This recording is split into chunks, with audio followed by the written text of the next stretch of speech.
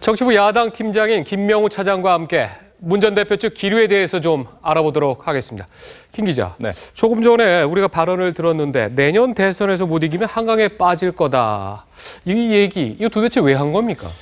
두 가지가 다 있는 것 같습니다. 이번에 지면, 이번에 마지막이다라는 절박감. 문 전 대표가. 예. 네. 그리고 이번에는 당선될 수 있다는 자신감. 두 가지입니다. 지난 대선 때 문재인 전 대표가 48% 득표를 했고 박근혜 당시 후보가 51.6%. 그러니까 3% 차로 졌는데 예. 이제는 그 3%를 메꿀 수 있다. 그런 여건이 조성됐다라는 생각을 하는 것 같습니다. 그러니까 이제는 여건이 조성이 돼서 정권이 야권으로 넘어올 차례다라는 생각을 하고 있는 것 같습니다. 자신감의 표현은 여기저기서 읽을 수가 있는데 예. 그래픽을 준비를 했습니다. 한번 네. 보시죠. 자, 문 전 대표의 말입니다. 지금 우리 당 대권 주자 지지도 합계가 어허. 여권 대권 주자 지지율 합계보다 월등히 높다. 그리고 추미애 대표 말도 한번 들어보겠습니다. 예. 보겠습니다. 국민 여론조사를 하면 60%가 정권을 교체해달라고 한다. 60%. 예, 이런 지지를 받는데도 우리가 지면 네. 다 같이 한강에 빠져야지 낯을 들고 다닐 수 없다. 정말 자신감의 표현이죠, 이것은. 네. 국민의당과 호남을 향해서도 이런 자신의 대세론을 확산시켜서 예. 안철수 전 대표가 어떤 후보 단일화의 장으로 오게끔 하려는 그런 의도도 있어 보입니다. 예. 하지만 야권에선 문 전 대표는 보수 중도층에서 확장성이 없다라는 평가가 있는 것도 사실입니다. 그렇죠. 문 전 대표가 이것을 모를 리가 없고 그렇기 때문에 대세론을 더 확산시키려고 하려는 거죠. 회의론을 불식시키고. 네. 그런데 여기서 중요한 것은 문 전 대표가 자칫 오만하게 비춰지거나 또 여권의 위기감을 일으켜서 보수 결집을 일으키게 하는 예. 이런 역작용도 불러올 수 있을 것 같습니다. 문재인 전 대표 주변을 보면은 예. 뉴 문재인 전략을 가동 중이다. 지금 이런 얘기가 나오고 있는데 옆에서 이렇게 취재를 해보면 예. 실제로 좀 문재인 전 대표가 좀 달라지고 있는 겁니까? 문재인 전 대표의 측근들이 이구동성으로 하는 말이 예. 문재인 전 대표의 권력 의지가 예전과는 상상할 수 없을 권력 정도다. 의지라고 그랬죠. 예. 네. 눈이 이글거린다라는 말까지 그런 표현까지 쓰는 측근들이 있습니다. 네. 그러니까 전에는 좀 대중을 만나는 걸 좀 꺼려하고 예. 그랬었는데 이제는 좀 활발하게 다가가고요. 기자들 사이에서 우스갯소리로 문 전 대표는 안면 인식 장애가 있는 것 아니냐 우스갯소리로 그러니까 하도 사람을 몰라봐서요. 아하. 근데 이제는 기자들한테 먼저 가서 이름도 외고. 예, 하고 어허. 안부도 묻고 이렇게 한다고 합니다. 그런데 문 전 대표 주변 인물은 저희 리포트에서도 보셨습니다만 그렇게 변한 게 없습니다. 삼철로 불리는 친노 핵심 그리고 네. 김경수 의원 여전히 있고요. 그리고 사드 반대 같은 이런 노선 여전합니다.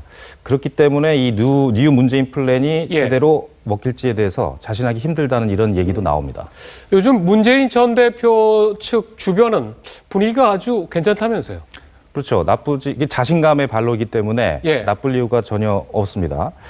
분위기, 그러니까 사실상 더불어민주당이라는 당 자체가 예. 문재인 전 대표의 대선 캠프라고 해도 사실 과언이 아닙니다. 그렇죠. 뭐 친노, 친문으로 이렇게 거의 장악이 돼 있기 때문에 예. 이제 원내외 친노 인사들, 친문 인사들이 문재인 전 대표를 돕기 위해서 이제 몰려들고 있는데요. 네. 노영민 전 의원 같은 경우에는 이제 KBS 앞에다가 사무실을 냈고 여기가 원외 인사들의 사랑방 역할을 또 한다고 합니다. 하나의 뭐 캠프 역할을 하는 거군요. 그렇죠. 네. 그런데 이제 사람이 많이 몰리다 보니까 알력도 좀 있는 것 같습니다. 네. 예를 들자면은 전해철 의원이나 노영민 전 의원 그리고 문재인 전 대표가 대표 시절에 예. 친문으로 등극한 최재성 전 의원 같은 사람들이 의견 거기서도 충돌이 권력 다툼이 있는 잦아가지고 약간 갈등 양상을 빚는다고도 하고요. 그런데 여기서 예. 좀 궁금한 게 문재인 전 대표가 요즘 내고 있는 여러 가지 메시지가 있는데 예. 최근에는 거의 뭐 이틀에 하나꼴로 나오지 않나 싶은데 이 메시지 이거 누가 만들어서 내는 겁니까? 양정철 전 비서관 그리고 윤건영 보좌관 네. 이런 사람들이 일단 초안을 작성을 하고 예. 그것을 이제 김경수 의원도 깊숙이 관여를 한다고 합니다. 근데 그 초안을 쓰면 이제 문재인 전 대표에게 넘어가서 네. 공개가 되겠고 문재인 전 대표가 직접 쓰는 경우도 있고요. 예. 그러니까 최근 사드 중단하자고 박근혜 대통령에게 제안한 거나 북한에 네. 수혜를 입은 북한에 쌀 지원을 하자고 그런 메시지도 나오지 않았습니까? 역시 지지층 결집을 노리고 예. 정치적으로 의도를 양정철 갖고 비서관이 여전히 큰 역할을 하고 있는 거고. 그런 것 같습니다. 네. 문재인 전 대표 같은 경우에는 2012년 6월에 네. 당시 대선에 출마 선언을 했는데 네. 지금 시계를 보면은 굉장히 지금 앞당겨서 뭔가 좀 빨리 하려고 한다. 그런 얘기들이 나오는데 자, 김 팀장이 분석하기에 문재인 전 대표는 언제쯤 자신의 본격적으로 이런 입장을 좀 드러낼 걸로 봅니까? 지금 그것을 얘기하기 전에 당내 상황을 좀 지켜봐야 됩니다. 지금 추미애 대표가 고민이 하나 있는 게 예. 문재인 대세론이 굳어져서 다른 야권 주자들이 당내 경선에 아하. 안 오려고 하거나 흥행이 포기하는 안 될 경우도 지금 생각하고 있는 거예요. 그거를 상당히 지금 추미애 대표가 걱정을 하고 있죠. 예. 그리고 어쨌든 그런 과정을 거쳐서 그런 문재인 대표를 포함해서 다른 야권 주자들이 모두 납득할 만한 경선 룰을 만드는 과정에서 진통이 예상이 되고요. 예. 그리고 더불어민주당 당원 당규를 보면은 대선 6개월 전에 후보를 뽑아야 됩니다. 그리고 경선이 한 달 반 정도 걸린다고 하면 그럼 4월 달에는 경선이 들어가야 되니까 예.